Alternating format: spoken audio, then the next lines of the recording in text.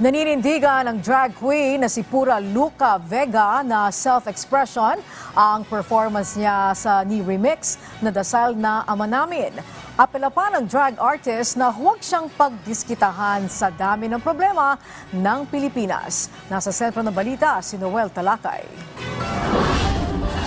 I think it's very unfair to be in this position.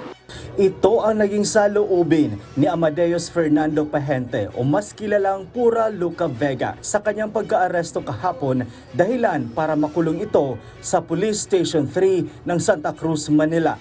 Paliwanag niya, nagsumiti na siya ng kanyang counter-affidavit sa kasong isinampa sa kanya sa Manila Regional Trial Court matapos malaman sa balita na may subpina siya rito na hindi naman niya natanggap. Kaya naman, anya, nagulat siya na may warrant of arrest na siya. For some reason, I did not, I don't know why. After some time, I was already given the warrant of arrest.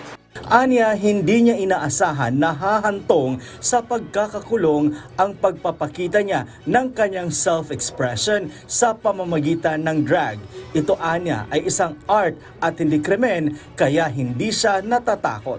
I don't think I should fear something that I'm pretty sure and I believe within myself na I did nothing wrong. Kahapon ng alas 4 ng hapon, pinuntahan ng mga tauhan ng Manila Police ang bahay ni Pura Luca Vega upang ihain ang warrant of arrest na ibinaba ng Manila RTC Branch 36 sa kasong immoral doctrine, obscene publication and exhibition and indecent show. Nagpanggap na delivery riders itong ating mga pulis, isa sa mga trademark yan.